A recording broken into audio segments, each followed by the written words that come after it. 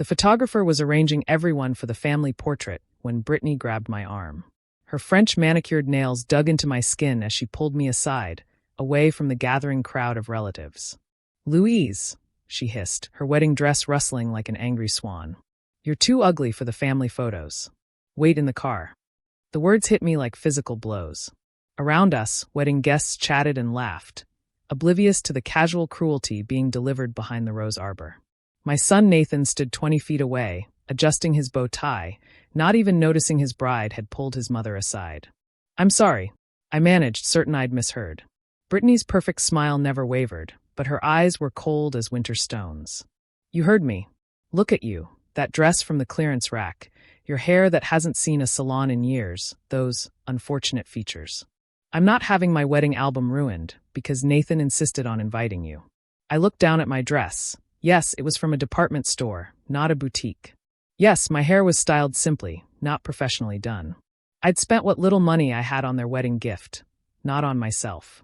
But ugly? Too ugly for photos with my own son? "These are family photos," I said quietly.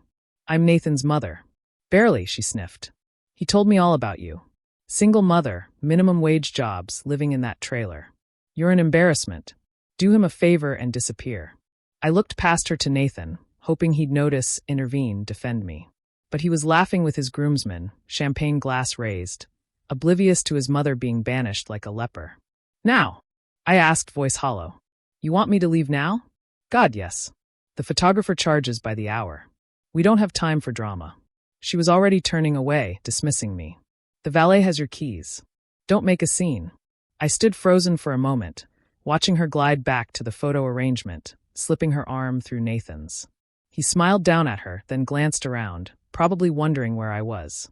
Brittany whispered something in his ear. He nodded and turned back to the photographer without another thought. My feet moved without conscious thought. Not to the car, but to the parking lot exit. I walked past the valet stand, past my beat-up Honda, past the elegant country club entrance. I just walked, my discount store heels clicking on asphalt, then concrete, then gravel as I found myself on the side of the highway. A trucker stopped. "Ma'am? You okay?" I looked down at my mother-of-the-groom dress, at my clutch purse containing tissues and mints for the wedding I'd just fled. "My son got married today." "Congratulations," he said uncertainly. I wasn't pretty enough for the photos. He studied me, a 45-year-old woman with prematurely gray hair, crooked teeth I'd never been able to afford to fix, wearing a dress that had seemed so elegant in the store but now felt like a costume. "You need a ride?" "Yes," I said. "As far from here as possible." He drove me to the next town where I caught a Greyhound back to Pine Valley. During the 3-hour ride, my phone buzzed incessantly. Nathan, finally noticing his mother's absence. I turned it off. My trailer was quiet, dark. I sat at my small kitchen table where Nathan had done his homework for 18 years, where I'd taught him to read, where we'd celebrated his acceptance to college with store-brand cola and a homemade cake. The boy I'd raised alone after his father left. The son I'd sacrificed everything for. My education, my youth, my dreams. The young man who'd slowly distanced himself as he grew more successful, more polished, more ashamed of where he came from. And now his wife had given voice to what he'd probably been thinking for years. I was an embarrassment. Too ugly, too poor, too much of a reminder of the life he'd escaped. My phone, when I finally turned it on, had 37 missed calls. The voicemails progressed from confused to angry to frantic. "Mom, where are you? We're about to cut the cake." "This is really selfish, Mom. It's my wedding day. Brittany told me you weren't feeling well. You could have at least said goodbye. Call me back. This is ridiculous." Not one message asking if I was okay. Not one acknowledging that his bride had banished me. Just anger that I'd disrupted his perfect day by having the audacity to leave when told I was too ugly to be seen. I didn't call back. Instead, I called Margaret Hoffman, an old friend who worked as a paralegal. "Maggie," I said, "what do you know about legal emancipation? But like in reverse. You mean disowning a child?" "Yes." "Louise, what happened?" I told her. The silence on her end stretched so long I thought we'd been disconnected. "That bitch," she finally said. "And Nathan didn't defend you?" "He didn't even notice." "Okay. Legal disownment is rare but possible. You'd be severing all legal ties. No inheritance rights, no obligation for support, no legal relationship at all. It's permanent, Louise." Good, I said. How do we start? The process took 3 months. Papers filed, notices sent, court hearings scheduled. During that time, Nathan tried to contact me exactly twice. Once to ask for my corn casserole recipe for Thanksgiving. Brittany's family was coming. Once to complain that I hadn't sent a wedding gift yet. I sent the wedding gift the day the dissolution was finalized. It was a beautifully wrapped box containing a copy of the court decree and a note. To Nathan and Brittany. Since I'm too ugly for family photos, I've removed myself from the family entirely. Wishing you all the beauty you deserve. Louise. Then I changed my phone number, sold the trailer, and moved 2 states away. I found a job at a senior center, a little apartment, a life where no one had ever told me I was too ugly to be seen. 6 months passed in peaceful anonymity. I made friends who didn't judge appearances. I smiled without covering my crooked teeth. I wore what I wanted without wondering if it embarrassed anyone. I learned that being alone wasn't the same as being lonely, and being unwanted by one person didn't mean being unworthable. Then Maggie called. You'll never guess who just left my office in tears, she said. Nathan. And the lovely Brittany. Seems they need a co-signer for a house. The bank requires a family member with established credit. Brittany's parents said no. Apparently, they're not as wealthy as she implied. And Nathan's only family is, oops, not his family anymore. I sank into my second-hand couch, emotions warring. He came to you. He came to me. Apparently, they've been living in Brittany's studio apartment for 6 months. She refused to move anywhere beneath their status, but they can't afford what she wants without a co-signer. He begged me to contact you. No, that's what I told him. Then I showed him the dissolution papers.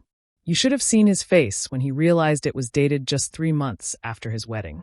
When he understood why. What did he say? He tried to blame Brittany. Said she'd told him you felt sick and left. But when I asked why he never followed up, why he never asked why his mother disappeared from his wedding, he had no answer. And Brittany? Oh, she had answers. Said you were being dramatic. Said the dissolution was emotional manipulation. Said, and I quote, she's just bitter because she's ugly and alone. Sounds right. Louise, he cried. Nathan actually cried when he realized the dissolution is permanent. That there's no legal way to undo it. That you're not his mother anymore in any way that matters for their mortgage application. I stared at the ceiling, waiting to feel something. Vindication, maybe. Satisfaction. But all I felt was tired. Did he ask about me? How I am? Where I am? No, Maggie admitted. He asked if there was any loophole. Any way to get you to co-sign just this once. When I said no, he asked if you'd left him any inheritance in your will. That's when I kicked them out. That night, I looked at myself in the bathroom mirror. Really looked. Yes, I had crooked teeth and prematurely gray hair and a face that would never launch ships. But I also had kind eyes and a warm smile and hands that had worked honest jobs for 30 years. I wasn't too ugly for photos. I was too real for people who valued appearance over substance. My phone rang, my new phone with its unknown number. I almost didn't answer, but something made me pick up. Hello. Breathing. Then, Mom. I hadn't heard Nathan sound that young since middle school. I'm not your mom, I said gently. Remember? I'm too ugly for family photos. Too embarrassing to acknowledge. So I made it official. I didn't know, he said. I swear I didn't know what she said to you. But you knew how she felt. You knew how you felt. How long have I been an embarrassment to you, Nathan? Silence. Since high school? College? When you met her? I'm sorry, he whispered. For what? For not defending me? For letting me be sent away like a dog? For only calling when you need something? All of it. Everything. Please, Mom. I'll do better. I'll leave Brittany. No, I interrupted. You'll stay with the wife who matches your aesthetic. You'll live in the apartment you can afford. You'll build the life you chose when you decided appearances matter more than love. You hate me. I don't hate you. I nothing you.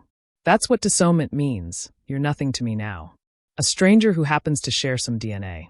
Mom, please. Louise, I corrected. Just Louise. A woman too ugly for your photos, but too smart to co-sign your loans. I hung up and blocked the number. That was a year ago. I heard through Maggie that they eventually found an apartment in a rough neighborhood.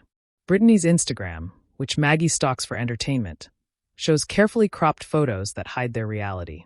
Nathan works 2 jobs now. Brittany sells MLM products to her dwindling friend group. They're beautiful still, physically. The kind of couple that looks perfect in photos, all straight teeth and styled hair and designer clothes they can't afford. But beauty, I've learned, is like credit, worthless without something substantial backing it up. I've made peace with my ugliness, if that's what we're calling it. My crooked teeth smile genuinely at the seniors I work with. My prematurely gray hair is often covered in flour from baking classes I teach. My unfortunate features light up when my new chosen family gathers for potluck dinners, where everyone is welcome at the table, in the photos, in the moment. Last week, I got a letter forwarded from my old address. Nathan's handwriting, which I taught him to form so carefully all those years ago. "Mom," it began. "I know I have no right to call you that." I didn't finish reading it.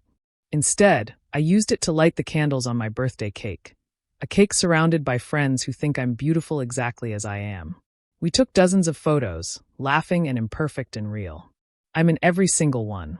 Not because I'm pretty, not because I photograph well, but because when you're truly family, chosen or otherwise, nobody gets left in the car. Nobody gets erased for aesthetics. Nobody is too anything except too loved to be left out. Brittany was right about one thing. I am ugly by her standards. My teeth are still crooked. My hair is still gray. My features are still unfortunate. But ugly, I've learned, is just another word for authentic in a world obsessed with filters. And authenticity, unlike beauty, appreciates with age. The bank noticed. My credit is excellent. My co-signature is worth its weight in gold. But it's only available to people who see past the surface, who value the person over the photo, who understand that the most beautiful thing about family isn't how they look, but how they show up. Nathan showed up 6 months too late with nothing but need. I didn't show up at all. Because when someone tells you you're too ugly for family photos, the kindest thing you can do is believe them. And remove yourself so completely they'll realize that pretty pictures are worthless when there's no family left to frame them for. My walls are covered in photos now. Imperfect, joyful, real photos of people who've never once asked me to wait in the car. That's the thing about chosen family. They choose you exactly as you are. Even if you're too ugly for wedding photos. Especially then.